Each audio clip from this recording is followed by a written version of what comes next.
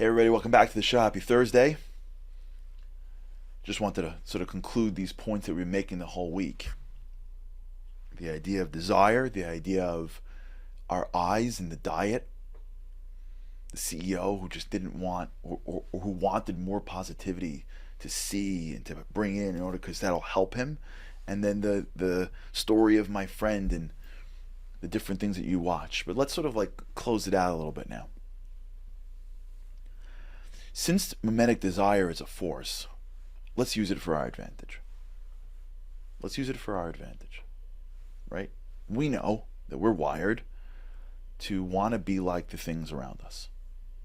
We know we're wired to take in images that are before us, process them, and then live with them. That's sort of the facts we get.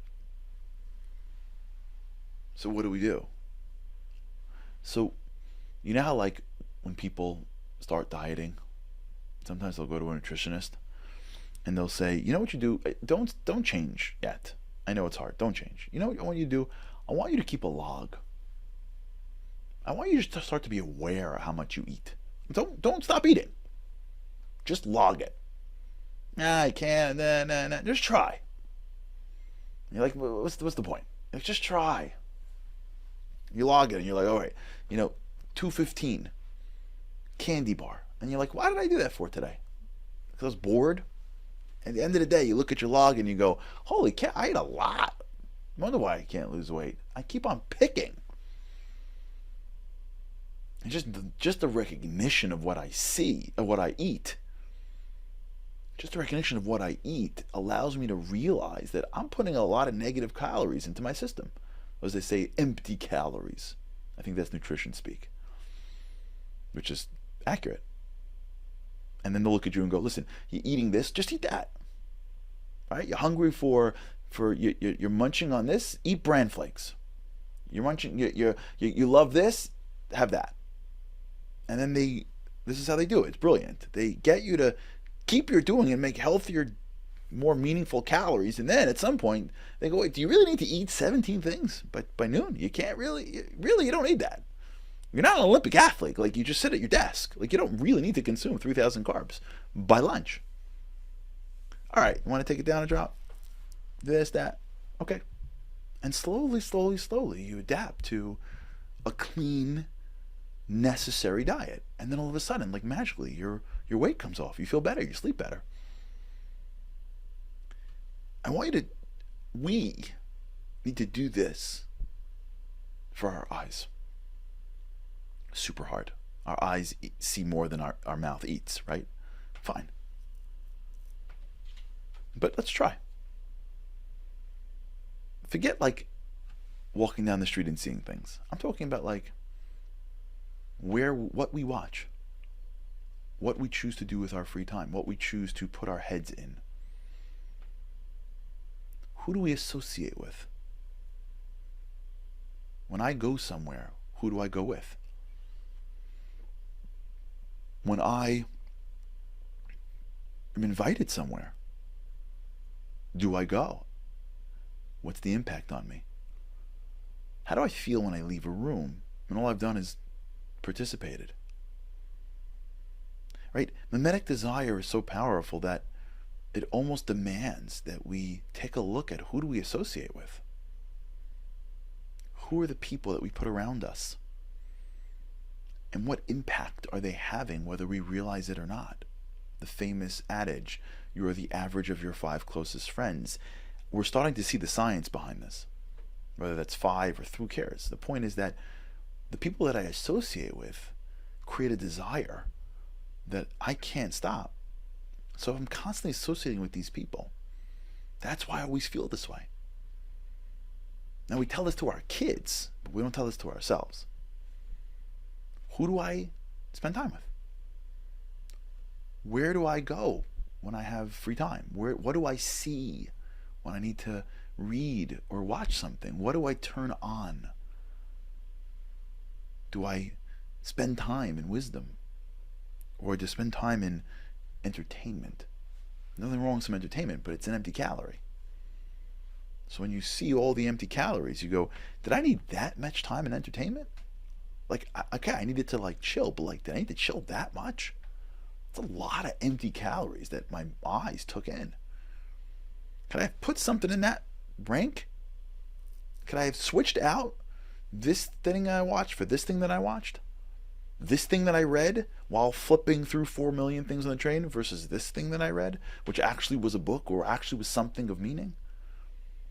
Where do I spend my, who do I, that group, that person that I always wanted to get close to, can I get close to them? Can I go to a class? Can I hang out with the right people? Can I get involved in something? One of the most transformative moments of my life was when, after college, when I was really uninspired. I went to Israel, I came back, I didn't and I went to this place called HASC, the Hebrew Academy of Special Children. And I spent the summer taking care of special children. And it wasn't the doing the special children and being, that was great, but that wasn't it. For me, I was around college kids all choosing to spend the summer taking care of special children. Maybe a couple, but I've almost never had a group of people that I've been so impacted by. They didn't teach me anything. They didn't, and not formally, formally. I didn't go to a class. I didn't take notes. My eyes spent the summer immersed in people my age and older who are taking care of special needs. I spend time with some of the greatest people in the world, and some of the campers were even greater. That was the most impactful summer that I can remember as a kid. Much more impactful than the summers that I had where I was in a camp, sleepaway camp, and ball, and color war, and sports, and because my eyes were able to see models that pushed the best out of me. Hopefully. Are we doing that? Is that in our diet? Do we have a diet of being around people that inspire us, live or online? Do we have a diet of engaging in material that push us to be greater? Do we have a diet in going to places? This is momentum, so I can, clearly when we go to Israel, you know how many guys when they get there, middle-aged guys, they just can't believe that they're in the country. They're seeing all these sights. They're connecting to depths, and they all, almost everyone's like, I wasn't supposed to come. I was going to go to Puerto Vallarta. I was going to go right to the Caribbean. I had a trip to Puerto Rico. But I came here. I can't even describe the difference. I'm like, yeah, your eyes are engaged in depth. Doesn't mean you can't go do what you got to do, but put depth on the list. The circles that I sit with. Do I have to be with those people that always make me feel like I'm less? Do I have to be in that room? I've done this before in my life, where at some point I'm like, do I have to be sitting in this room where every single time we talk, there's something negative? There are people like this, where you sit with the group, and every time you sit down, if you're paying attention, someone else is getting rocked. Obviously not in the room, because if they're all non-confrontationalists. You ever get around these people? The group is always ragging on somebody. Your eyes is digesting negativity. In Hebrew, this is called lashon hara, evil speech. Yeah, that's what happens. You leave, and then you see the world in a negative way. You're around people that everything's a problem, and then you hear yourself say, I can't believe this isn't right. Where did it come from? It's mimetic. It sounds insane. But so does logging your food sounds insane. But ask the person who's been dieting and said, logging my food was the beginning of my culinary freedom. We don't got to put it on a piece of paper, unless you do. That'd be great if you could. But just to be mindful that everything we look at is impacting us. And every time we see something, it's changing our desires. It's changing our emotionality. It's changing our whole mix-up of how we see the world. Just because we're seeing this or that. Just because we're running with this circle or that circle. We can't change ourselves. We can change the environment. And maybe not dramatically, but even incrementally. Even incrementally we can change. You may be related to some person. So even if you figure out a way to not be as impacted. You may be in school with a person. Even if you could figure out a way to create some more friends. Maybe live next to a person. Even if you could figure out a way to get involved, to meet new people. To, in your free time, read things that inspire. Watch things that inspire.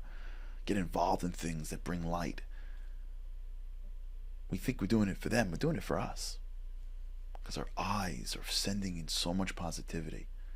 That's creating all these new desires for growth and for giving and for greatness that feel natural to us, but they're not natural. Obviously, they're God-given, but you put them in your eyes, and your eyes send them to your emotions, and your emotions have this thing called mimetic desire, and then it spits it out into how you feel and what you want. We focus on what we see. Now we're using those desires to drive us to want the things that we're supposed to want. All right, we'll talk about this with God's help. All right, everybody, have a great weekend. With God's help, can't wait to see you next week. Have a great weekend. Shabbat Shalom. Living on a lifeline, the world doesn't ever seem to change. Looking for the sunshine, but you're caught up in the rain. It's like your eyes are wide open, but you cannot see. You're watching life pass you by like 1, 2, 3. Walking in destruction, the winds of life blur your vision. All the devastation forever feels like you're on the run. It's time, no one else can set you free. You're locked inside, and only